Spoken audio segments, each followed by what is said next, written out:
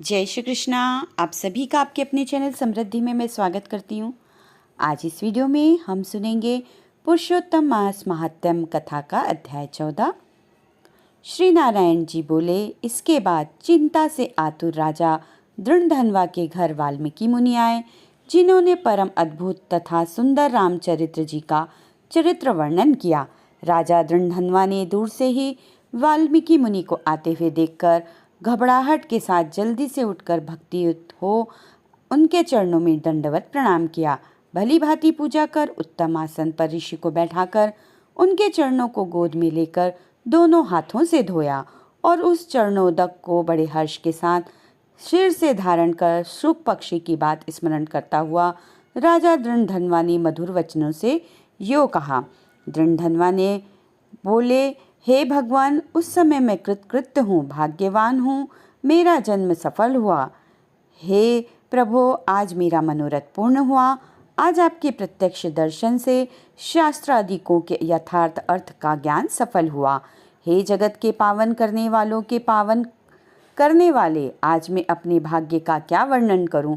श्री नारायण बोले। इस तरह वाल्मीकि मुनि को कहकर वह राजा मौन हो गए। बाद वाल्मीकि मुनि उस राजा को विनय युक्त देखकर बड़े प्रसन्न हुए और जनता को आनंदित करते हुए बोले।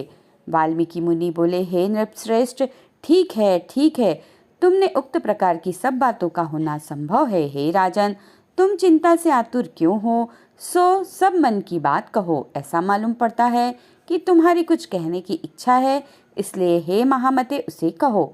राजा दृढ़धनवा बोला, आपके चरण कमल की कृपा से हमेशा सुख है, परंतु हे विद्वन, हमारे हृदय में एक बड़ा संदेह है। वन में होने वाले शुक पक्षी के मुख से निकले हुए बाण के समान उस वचन को दूर करें। किसी समय मैं शिकार खेलने के लिए गहन वन में निकल गया। वहां भ्रमण करता हुआ एक तालाब देखा, उसका जल पिया। बाद में थकावट दूर करने के लिए एक बड़े वटवृक्ष के नीचे बैठ गया। अत्यंत घनी तथा सुंदर छाया वाले और मन एवं नेत्र को आनंद देने वाले उस वृक्ष पर बैठे हुए सुंदर सुख पक्षी को देखा। जब उस शुक पक्षी पर हमारी दृष्टि गई, तब उसने हमारे सन्मुख होकर एक श्लोक पढ़ा कि इस पृथ्वी पर विद्यमान अतुल सुख को देखकर तू तत्व का चिंतन नहीं करता है तो इस संसार को पार कैसे जाएगा। मैं इस प्रकार शुक पक्षी के वचन को सुनकर विस्मित हो गया। हे ब्रह्मन, मैं नहीं जानता कि सुक पक्षी ने क्या कहा। इस हमारे हृदय के संदेह को आप दूर करने के योग्य हैं। हमारा राज्य, सुख तथा सुंदर 4 पुत्र, सुंदर पतिव्रता स्त्री, हाथी, घोड़ा, रथ, सेना, हे ब्रह्मन, ये सब अतुल समृद्धि इस समय हमें किस पुण्य से प्राप्त है। यह सब विचार कर संक्षेप में कहने के आप योग्य हैं। राजा दृढ़धनवा के वचन को वाल्मीकि मुनि सुनकर प्राणायाम कर एक मुहूर्त तक ध्यान में मग्न हो गए। हाथ में रखे हुए आंवला के फल के समान विश्व संसार के भूत भविष्यतः जो वर्तमान विषय है उनको हृदय में समाधि के बल से जानकर और निश्चय कर राजा से बोले। वाल्मीकि मुनि बोले, हे राजाओं में श्रेष्ठ, अपने पूर्व जन्म का चरित्र तुम सुनो। हे राजेंद्र, पूर्व जन्म में आप द्रविड़ देश के ताम्रपर्णी नदी के किनारे वास करने वाले सुदेव नामक ब्राह्मण थे।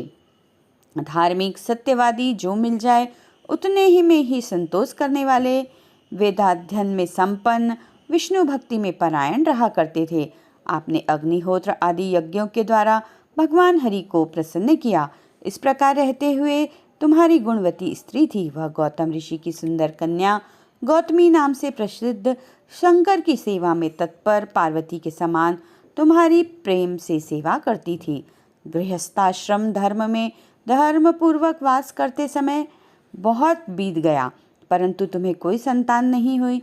एक दिन अपने स्त्री से सेवित आसन पर बैठा हुआ दुखित ब्राह्मण गदगद स्वर से बोला, अई सुंदरी, संसार में पुत्र से बढ़कर दूसरा सुख नहीं है और तप दान से उत्पन्न पुण्य दूसरे लोक में सुख देने वाला होता है।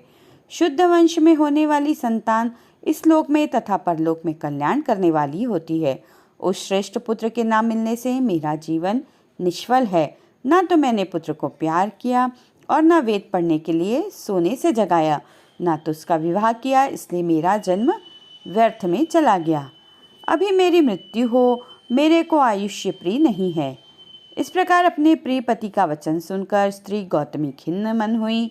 बाद धैर्य धारण करती हुई, प्रिय वचन बोलने में चतुर, प्रिय पति के प्रेम में मग्न वह स्त्री अपने पति को समझाने के लिए सुंदर वचन बोली। गौतमी बोली, हे प्राणेश्वर, अब इस तरह तुच्छ वचनों को ना कहिए। आपके समान भगवत भक्त विद्वान लोग मोह को प्राप्त नहीं होते हैं। हे विभो, आप सत्य धर्म में तत्पर रहने वाले हो। आपने स्वर्ग को जीत लिया है। हे सुव्रत अर्थात हे सुंदर व्रत करने वाले, आप जैसे ज्ञानी को पुत्रों से सुख की प्राप्ति कैसी, अर्थात ज्ञानी पुरुष पुत्रों से होने वाले सुख की इच्छा नहीं करते हैं। हे ब्राह्मण, पहले चित्रकेतु नामक राजा पुत्र शोक से संतप्त हुआ, तब नारद और अंगिरा ऋषि के आने पर पुत्र शोक से मुक्त हो संसार से उद्धार को प्राप्त हुआ। इसी प्रकार राजा अंगवेन नामक दुष्ट पुत्र के कारण रात्रि के समय वन को चला गया। इसी तरह हे स्वामिन, आपको भी संतति दुख देने वाली होगी।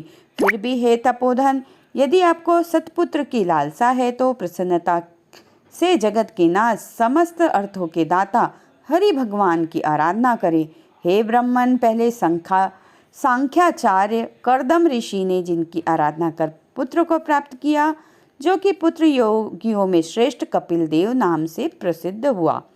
ब्राह्मण श्रेष्ठ इस प्रकार अपनी धर्मपत्नी के वचन सुनकर तथा निश्चय कर उस अपनी गौतमी स्त्री के साथ ताम्रपर्णी नदी के तट पर गया। वहां जाकर उस पवित्र तीर्थ में स्नान कर अत्यंत श्रेष्ठ तप करता भया। 5-5 दिन के बाद सूखे पत्ते तथा जल का आहार करता था। इस प्रकार तप करते उस तपोनिधि सुदेव ब्राह्मण को 4000 वर्ष व्यतीत हो गए। हे ब्राह्मण, उसके इस तपस्या से तीनों लोग कांप उठे। भक्तवत्सल भगवान उस सुदेव ब्राह्मण की अत्यंत उग्र तपस्या को देखकर जल्दी से गरुड़ पर सवार होकर प्रकट हुए। श्री नारायण बोले, नवीन मेघ के समान जगत की रक्षा करने में समर्थ 4 भुजा वाले प्रसन्न मुख मुरारी को देखकर सुदेव शर्मा ब्राह्मण हर्ष के साथ मुकुंद भगवान को साष्टांग प्रणाम करता हुआ बोला। इति श्री बृहन्नारदी पुराणे पुरुषोत्तम मासे महात्म्ये चतुर्दशो अध्यायः। बोलिए श्री पुरुषोत्तम भगवान की जय, विष्णु भगवान की जय।